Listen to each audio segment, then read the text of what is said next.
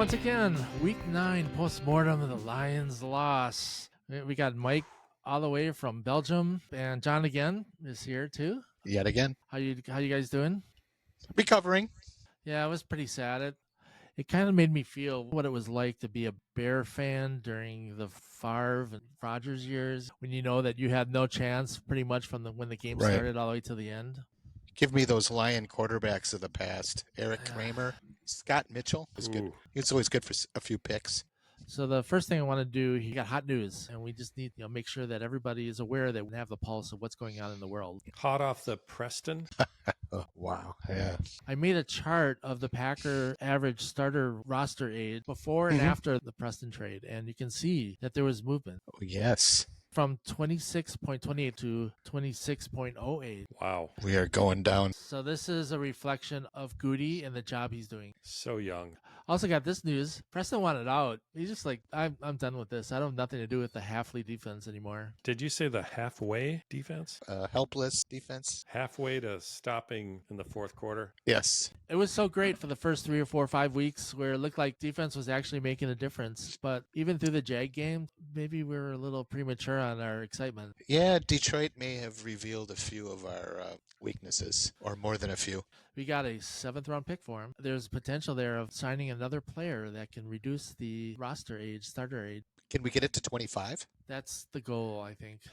Charlie Brown was in the news, one of the famed Packer players from last season. We've watched him on every play, and unfortunately, he was cut before the season. The 49ers couldn't wait to add him to the roster. And so since he's been on the roster there, he has now been released. And it was after going 5 for 5, including 1 over 50 yards. Abe was very much disappointed. When will it end with these Packer retreads? The New York Jet Packers. So I made a prediction the last episode we have that the Jets would go on a 5-game winning streak. Oh. Does this change my prediction? Are the Jets able to overcome having Charlie Brown on the team? Yeah, it'll make them better. They'll be more focused. They'll score more, so they don't have to rely on Charlie kicking a winning field goal. Charlie has a very impressive forehead. I'm just checking it out here in your graphic. Nice altitude. Receding hairline, that's a sign of a lot of testosterone, which means he's probably a tough guy. And he's going to kick a 65-yarder. I can feel it. Oh, yeah. I may not go through the goalposts, but 65 is definitely in the cards. Yeah, it would have been good from 80, they're going to say. The Jets are making all the moves you'd want to make if you were trying to be the Jets. That just happened today. Had to include it. Tell everybody we're on the cutting edge. We pay attention to this stuff. There's not anything that gets by us. Yeah. And now I know. You more than me. I'm the trailing cutting edge. Thank you. Now we have to kind of go through the Lions game in review. Oh, boy. Ouch. And the crack staff got together and took a lot of snippets of the game, pasted them into slides, and made notes of the important things that occurred during this game. It's kind of how the game actually went. The first 3 slides here is about when the ball is supposed to be hiked to Jordan Love. Ideally. The question for this is, where is it right now? And kind of hope that it would end up where his hands are, right? Turns out it doesn't always happen that way. Uh-oh. Ground ball. Somebody dropped the baby. But it was right to him. The only thing that Elton Jenkins needs to worry about is to get the ball a little bit higher. Altitude, at least as her height of Anders' forehead. Yeah.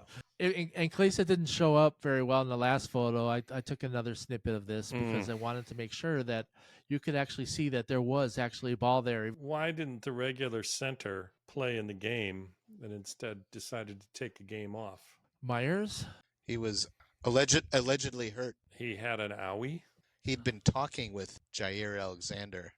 Jair gave him some tips on how to get out of a game. Yeah. Mid-season break. Without getting suspended. Well, except Jair got suspended too.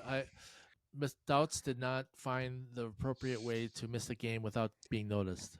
He missed a little presentation by Jair on this topic. Right. I just want to say back in 79 at Rufus King in Milwaukee, Baxi wouldn't have said, I can't snap the ball today because I got an owie. He would have done it. I just heard Baxi played through a lot. Oh, he played through the pain, man. Let me tell you. Coach Gallant said, what did you do last night? And I would say, well, I was with my girlfriend. And he said, well, if you was with your girlfriend, then you're not injured. Nice. Coach knows. Yeah. This is going the other direction. Kind of the same setup. And, of course, not even a second later. A nanosecond later. It's in the neighborhood of where it should be. Aim is right on. It's consistent with how he was doing before. It's a little low and outside, but Larry McCarron is not going to pull him to the side and say, work on your aim. No, he's got that down. He didn't actually get to pick it up this Ooh. time, kind of kicked it forward a little. Whatever works, I like his Warrior 2 yoga pose that J Love is doing there. That's a nice form. That is intimidating. Mm-hmm. Look out, Lions. Yeah. You're going to get it. Did you say karate or was it? Yeah. Namaste. Namaste yoga? John is thinking that's a karate move, but I think that's a namaste yoga move.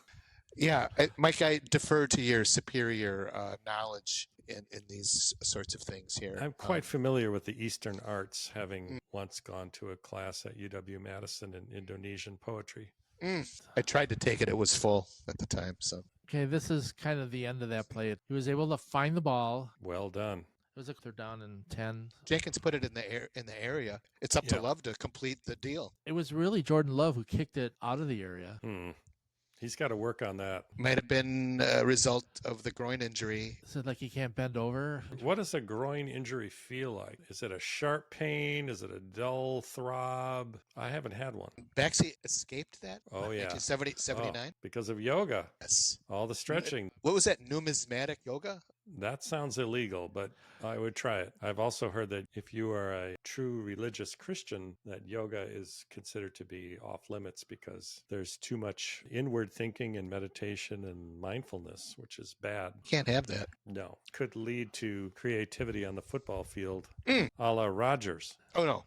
I mean, if we have to assign fault, sure, the injury may have been a factor. I'm not going to blame God in this one. No. Not this time, God. I have a new one called Whoopsie during the end of the second quarter. If you look, you can see on the left, you can say that not Aaron Jones is actually saying, hey, throw it here. I'm going to be there. We can gain some yards. You can say J Love has made the read. There is an opening. There's the opening. There's the ball, the full release. If it keeps going up would be good. Yeah. Up is good. it would almost be a perfect pass. But then, of course, then we got the whoopsie. Well, hang on now. Look at how high in the air that ball is. That guy is stretching. That is some altitude. Fully extended. It's tough to make that play. The slide before, it was closer, kind of halfway between the 30 and the out of bounds. Can you go back one more slide? There, in the upper left corner of. So that oval there is the LZ for the playmaker pass that should have exploded right there harmlessly on the ground. So there would be no pick six. It wasn't not Aaron Jones pointing to the circle saying throw it over He there. might have been pointing saying just ditch the ball right there. Throw a not pick six. Not Aaron Jones was passing off a little advice with hand signals. Yeah, I think that was very much a wily veteran move. Like, get rid of it. Yeah. That's not a wavy hand saying me, me, me. That interpretation has then changed the interpretation of this slide. If you look at not Aaron Jones saying just throw it out of bounds, we can do it all over. Here it's like, holy shit. It's like, no. No, you didn't listen. Miscommunication. It's a breakdown in AFSL, American Football Sign Language. They need to do more work during this bye week on that. Yeah. So that was whoopsie. Total disaster. Yeah.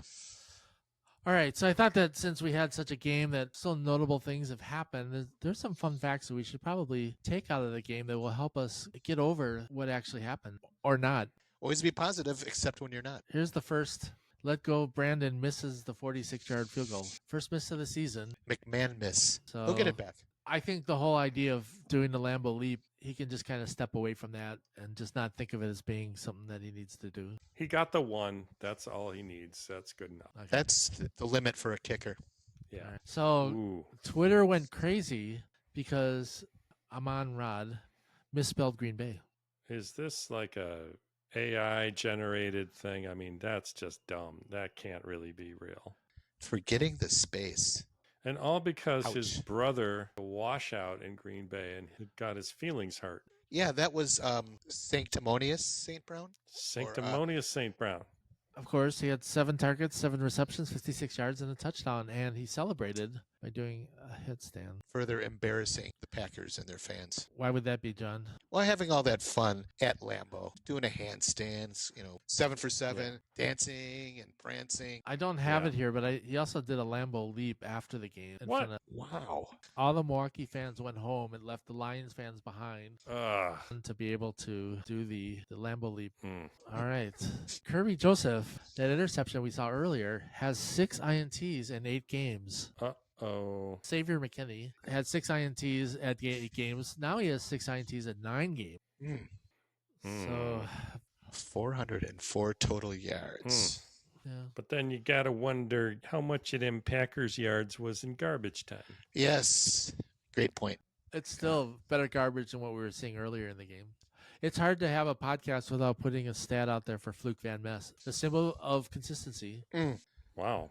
Unbelievable. Right. To keep that consistency game after game after game, that's nothing short of MVP type play. Oh, yeah. It just speaks to his attention to detail. Yes. He puts his pants on one leg at a time. And this is with a groin injury. So other than that, coming up on Bear Week, is this a get it right game?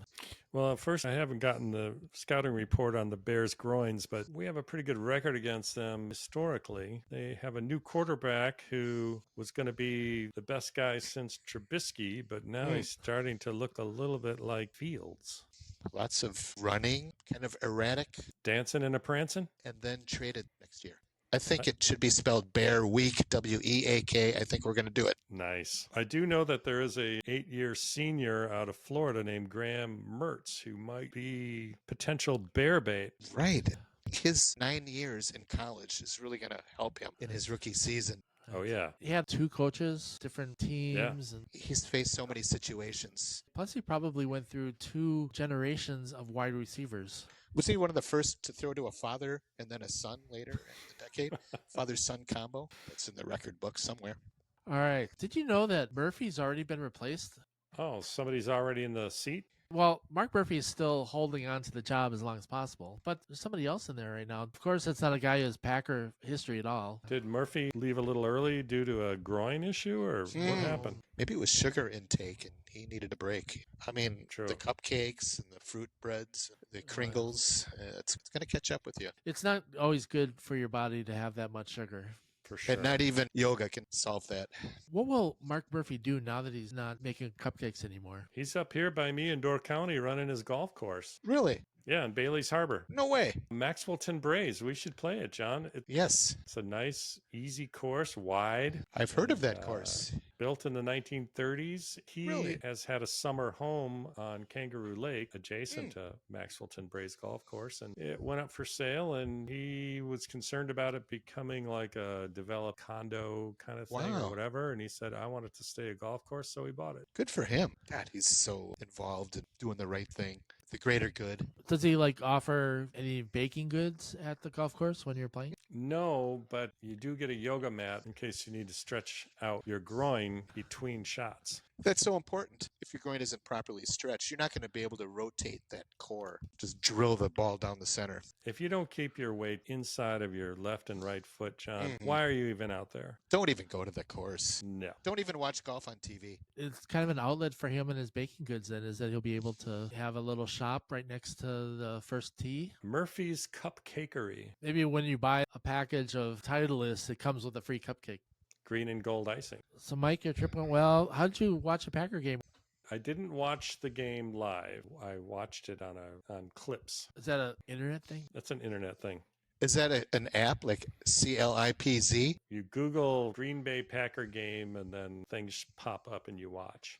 Do the chats that we have during the game assist in your ability to understand how the game is going? No. There it is. Good to know. I'll definitely not advise that in the future. All right. Well, thanks, guys. This is great. We're doing it again. All 3 of us will have a postmortem after the Bears game, and hopefully we'll be able to talk about some more new and exciting things. Mike, great to have you back from Belize. Sí, se puede.